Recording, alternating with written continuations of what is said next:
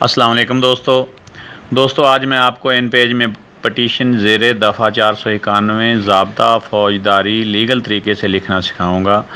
صحیح سے لکھنا سیکھنے کے لیے ویڈیو کو غور سے دیکھیں۔ تحریر کو لیگل طریقے سے لکھ لینا ہی آپ کی اور آپ کی پارٹی کی کامیابی ہے۔ یہ آپ کی بنیاد ہوتی ہے۔ بنیاد مضبوط رکھ لی جائے تو کیس مضبوط ہوتا ہے، اور بنیاد کمزور رکھ لی جائے تو کیس کمزور ہوتا ہے۔ دوستو میں ہوں علی اور آپ دیکھ رہے ہیں میرا چینل technicalali.com۔ اگر میری لکھی ہوئی تحریر پسند آئے تو چینل کو سبسکرائب کرنے اور بیل آئیکن کو پریس کر کے نوٹیفیکیشن آن کرنے کی بھی جناب والا سے استدعا ہے۔ میری حوصلہ افزائی کے لیے کمنٹ میں اپنی رائے کا اظہار لازمی کرنا، اور صدقہ جاریہ سمجھ کر دوستوں کو فیس بک اور واٹس ایپ پر شیئر بھی کر دینا۔ اور اگر لکھی ہوئی پٹیشن 491 کی سافٹ فائل آپ کو چاہیے تو وہ ویڈیو کے نیچے ڈسکرپشن میں موجود ہے، اس کا لنک میں نے دے دیا ہے، جس پر آپ کلک کر کے فری ڈاؤن لوڈ کر سکتے ہیں اور استعمال کر سکتے ہیں۔ اس کے لیے آپ کو پاس ورڈ کی ضرورت پڑے گی، جو کہ 3 حصوں پر مشتمل ہے اور ویڈیو کے اندر موجود ہے۔ یاد رہے پاس ورڈ کو اسمال حروف میں اور تینوں حصوں کو ملا کر لکھنا ہے۔ آپ پٹیشن شروع کرتے ہیں۔ بعدالت جناب ایڈیشنل اینڈ سیشن جج صاحب دیپال پور ضلع اکاڑا۔ تحصیل میں ایڈیشنل اینڈ سیشن جج ہوتا ہے، اور ضلع میں ڈسٹرکٹ اینڈ سیشن جج ہوتا ہے، جس پہ پٹیشن دائر کرنا ہوتی ہے، اور ضلع اکاڑا۔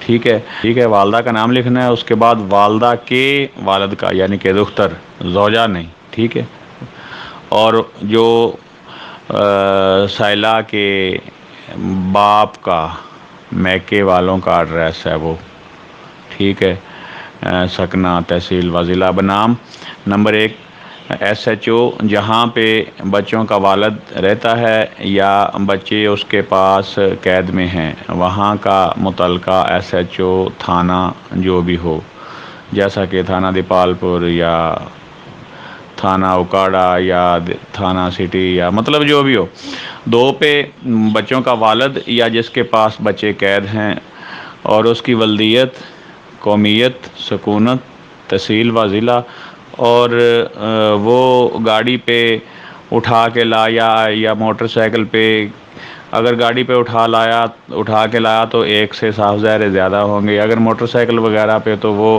حسب ضرورت یہ آپ نے لکھنے ہیں، 3 کا نامعلوم ہو، 2 کا ہو، 1 کا ہو یا نہ ہو، ٹھیک ہے۔ اس کے بعد پٹیشن زیر دفعہ 491 ضابطہ فوج بامراد صدور حکم مصور علیہ نمبر 1 بابت برآمد کیے جانے و پیش کیے جانے روبرو عدالت حضور مبحوثان، ٹھیک ہے، مبحوثہ اگر 1 ہو تو، ٹھیک ہے، عورت ہو تو مبحوثہ، اور 1 سے زیادہ بچے ہیں تو مبحوثان، ٹھیک ہے۔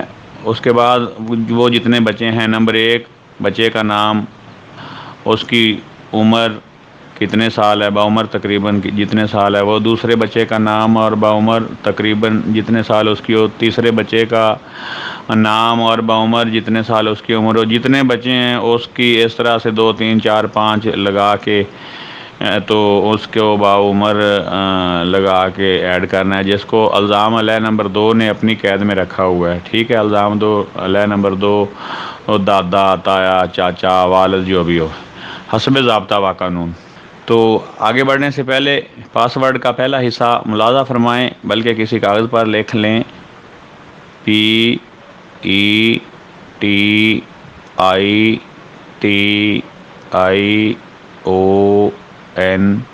اب آگے بڑھتے ہیں۔ جناب علی سائلہ حسب ذیل پرداز ہے۔ نمبر 1 یہ کہ سائلہ مندرجہ بالا پتہ کی مستقل رہائشی ہے اور خانہ داری کرتی ہے۔ نمبر 2 یہ کہ سائلہ کی شادی ہمراہ مدعا علیہ نمبر 2 سے مورخہ جس تاریخ کو شادی ہوئی تھی، دوران آبادی 5 بچے پیدا ہوئے، سائلہ کے جتنے بچے پیدا ہوئے ہوں، اور ان میں سے جو فوت ہو گئے ہوں یا نہ ہوئے ہوں، ٹھیک ہے۔ 2 بیٹے بقضائے الہی فوت ہو چکے ہیں اور باقی بچے بقید حیات ہیں۔ 3 یہ کہ مورخہ فلاں فلاں کو سائلہ ہمراہ نابالغان مصول علیہ نمبر 2 جو بھی اس کا نام ہو نے مار پیٹ کر دھکے دے کر گھر سے نکال دیا تھا، اور اب سائلہ ہمراہ نابالغان اپنے والد کے پاس رہائش پذیر ہے۔ 4 یہ کہ مورخہ فلاں کو بوقت تقریباً 4 بجے، 3 بجے، 2 بجے جو بھی آپ کا ٹائم ہو، اور جو بھی آپ کی ڈیٹ ہو، بجے سے پیر یا دوپہر یا صبح، ٹائم کا آپ نے حساب لگا لینا ہے، ٹھیک ہے۔ مسئول علیہ نمبر 2، اور اس کے ساتھ نامعلوم ہوں تو لکھنا ہے، نہیں تو نہیں لکھنا۔ اس میں ہم نے 2 کس نامعلوم مسلح ہائے اسلحہ تھے، لیکن آپ کے جو بھی ہوں مسلح ہائے ہوں یا نہ ہوں، بس واری ہماری تو تھی کیری ڈبہ اور برانگ سبز۔ آپ نے جو بھی ہو یا نہ ہو، اگر نہ ہو تو یہ الفاظ نہیں لکھنے، اگر ہو تو لکھ دینے آ گئے۔ اور اسلحہ کے زور پر ہمارے والے جو آئے تھے، ہماری سیلہ کے بیان کے مطابق انہوں نے اسلحہ کے ساتھ آئے تھے، اور اسلحہ کے زور پر سیلہ اور والد سیلہ سے زبردستی گن پوائنٹ پر نابالغان کو چھین کر لے گئے، ٹھیک ہے۔ شوربہ ویلا پر گوان مسمیان نمبر 1 فلاں فلاں اور اس کی ولدیت لکھنی ہے، نمبر 2 فلاں فلاں اور اس کی ولدیت موقع پر آ گئے، جنہوں نے وقوع حضا بچشم خود دیکھا۔ 5 یہ کہ سیلہ بچوں کی علیحدگی کی وجہ سے موت کی کشمکش میں سیلہ بچوں کے بغیر ایک پل بھی نہیں جی سکتی۔ بچوں کو برآمد نہ کیا گیا تو سیلہ کی موت واقع ہو سکتی ہے۔ نابالغان برآمد کر کے سیلہ کے حوالے کیے جانا قرین انصاف ہے۔ آگے بڑھنے سے پہلے آپ کو پاس ورڈ کا دوسرا حصہ بتا دیں، 491۔ اب آگے بڑھتے ہیں۔ 6 یہ کہ سیلہ نے وقوع مندرجہ بالا کی بابت متعلقہ تھانہ میں اطلاع دی مگر شنوائی نہ ہوئی ہے۔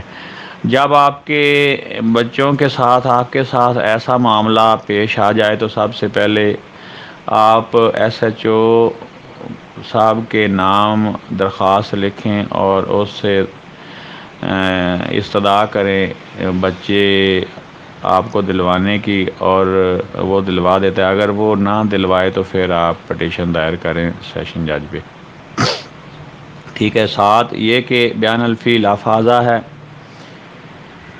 اندرین حالات استدعا ہے کہ سائلہ کی درخواست 491 ذو دفعہ منظور فرما کر بیلف مقرر فرمایا جائے اور بیلف کے ذریعے نابالغان برآمد کیے جائیں۔ مسئول علیہ نمبر 1 کو حکم صادر فرمایا جائے کہ وہ مبحوثان کو الزام علیہ کی قید سے برآمد کر کے عدالت حضور میں حسب ضابطہ پیش کرے۔ عرضے لکھنا ہے۔ عرضے کے بعد جناب والدہ کا جو نام ہے جو برآمد کروا رہی ہے بچے، جو اوپر لکھا ہے، ٹھیک ہے، تو اس کا نام، اس کی ولدیت اور ذات، سکونت، تحصیل و ضلع، اور نیچے بذریعہ کونسل جو بھی کونسل ہو، وکیل ہو، اس کا نام، اور وہ ایڈوکیٹ ہائی کورٹ ہے یا ڈسٹرکٹ کورٹ ہے، وہ آپ نے ایڈ کرنا ہے۔ اور اس کے بعد آپ نے جو ہے بیان حلفی وہ بھی لکھ کے ساتھ اٹیچ کرنا ہے، جو کہ اس طرح سے ہے۔ پاس ورڈ کا تیسرا حصہ ملاحظہ فرمائیں، MN۔ تو دوستو ویڈیو اچھی لگی ہو تو اس کو لائک کر دیں، شیئر کر دیں، اور چینل کو ابھی تک سبسکرائب نہیں کیا تو اس کو سبسکرائب کر لیں۔ ملتے ہیں نیکسٹ ویڈیو میں۔ اللہ حافظ، السلام علیکم۔